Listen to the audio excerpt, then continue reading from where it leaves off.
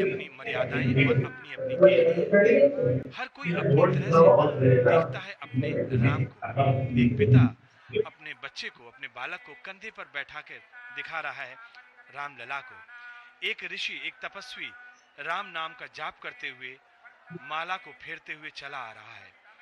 कुछ गृहिणियां अपने आधार पर ही रामलला के दर्शन कर रही हैं। उनके मन के भाव रामलला एक शिशुवत हो सकते हैं, तो कुछ त्यागी, तपस्वी, सन्यासी आस्था के एक प्रतिमान बिंदु को सोचकर रामलला के दर्शन कर रहे हैं।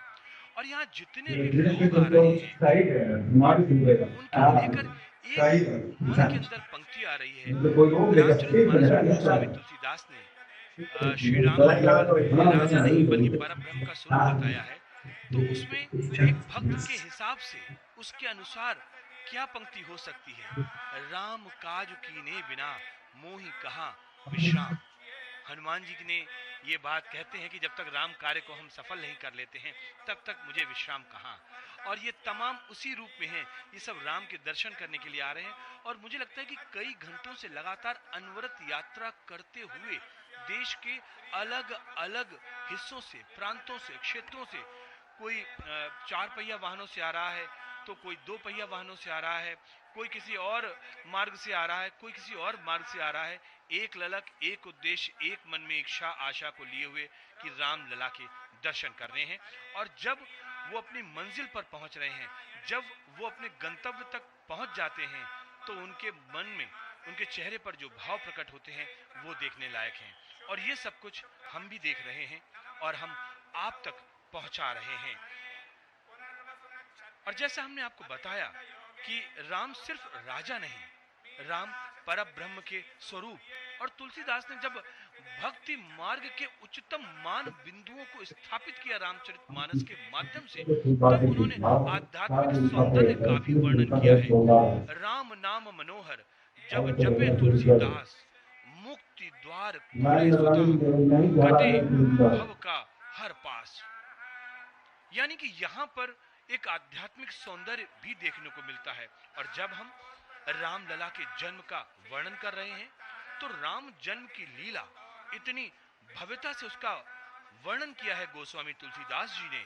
और ऐसा लगता है कि जैसे स्वयं हम और आप उसी कालखंड में, उसी समय में और अयोध्या की उन्हीं गलियों में पहुंच गए हों जब ये उत्सव मनाया जा रहा था। लगता है ना ऐसा?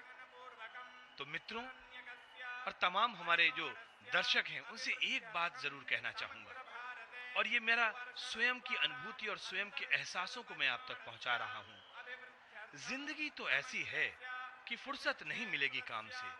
जिंदगी ऐसी है, फुर्सत न मिलेगी काम से। कुछ वक्त ऐसा निकालो, प्रेम कर लो श्री राम से। इस वक्त टीवी स्क्रीन पर आप देख रहे हैं कि भारी मात्रा में, बड़ी संख्या में श्रद्धालु भगवान के दर्शन करने को आ रहे हैं, अपने राम लला को देखने के लिए आ रहे हैं। और इस समय अभिषेक की तैयारी चल रही है। राम लला का अभिषेक ये एक ऐसी प्रक्रिया है जिसमें राम लला का जल से अभिषेक किया जाएगा। दूध से, दही से, घृत से, मधु से, नारियल पानी से, फलों के रस से और पंचामृत से अभिषेक किया जाएगा। दरअसल परमात्मा के स्वरूप में प्रकृति से जो हमें प्रदत्त होता है, प्रकृति के रूप में परमात्मा का आशीर्वाद जो हमें मिलता है हमारे दैनिक जीवन में, जिन पदार्थों का हम उपभोग करते हैं, जिन पदार्थों का हम अपने दैनिक जीवन में उपयोग करते हैं, परमात्मा के उस आशीर्वाद को हम उनको समर्पण करते हैं। समर्पण के उस भाव से हम उसको ग्रहण करते हैं।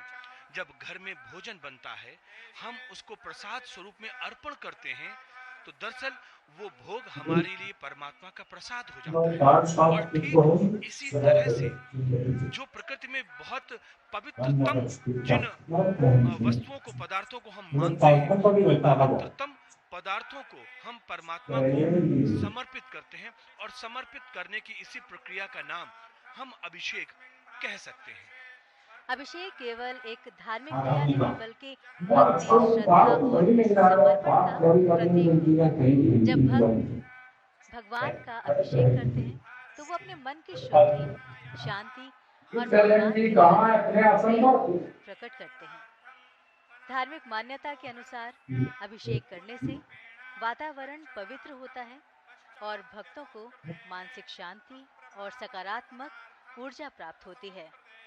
ये हमें भगवान राम के आदर्शों, सत्य, धर्म, मर्यादा और करुणा को अपने जीवन में अपनाने की प्रेरणा देता है। प्राचीन ग्रंथों में भी, विशेषकर रामचरितमानस में भी श्री राम के अभिषेक का वर्णन मिलता है, जहां उनके अभिषेक के साथ ही अयोध्या में आनंद और उत्सव का वातावरण बन गया था। इस अवसर को धर्म की विजय और आदर्श शासन की शुरुआत के रूप में देखा गया है। इसलिए श्री राम के अभिषेक का महत्व केवल धार्मिक अनुष्ठान तक सीमित नहीं है, बल्कि ये हमें सच्चाई, कर्तव्य और आदर्श जीवन जीने की प्रेरणा भी देता है, जिससे समाज में प्रेम, शांति और सद्भाव बनाए रखने की भावना लगातार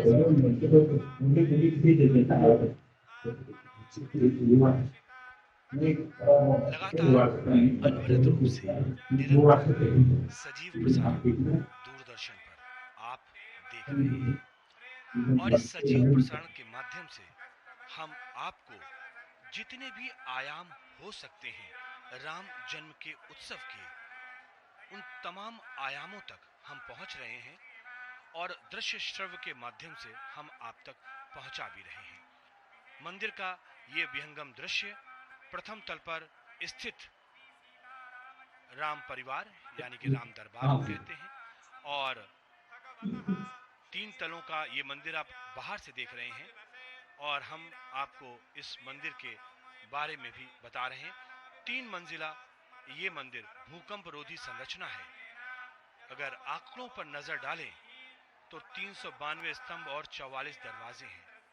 पूजा, ये जो दृश्य इस समय हम टेलीविजन स्क्रीन पर देख रहे हैं, हम चाहेंगे कि इस दृश्य को यहाँ पर रोका जाए, और वो इसलिए भी कि ऐसा लगता है कि ये एक तरफ से श्रद्धालु आ रहे हैं और दूसरे तरफ से श्रद्धालु निकल रहे हैं। जब कभी हम गीता का हमें एक दृश्य नजर आता है जहां पर श्री कृष्ण एक अपना विराट स्वरूप लेते हैं और उसमें जीवन की नश्वरता दिखती है, आत्मा की अमरता दिखती है, और कुछ ऐसा ही दृश्य मुझे अभी टेलीविजन स्क्रीन पर दिख रहा था, और मैं जरूर चाहूंगा कि वो दृश्य यहाँ पर दिखे, जहां एक तरफ तमाम श्रद्धालु आ रहे हैं भगवान रामलला के दर्शन करने, और वो राममय होकर दूसरी तरफ निकल रहे हैं।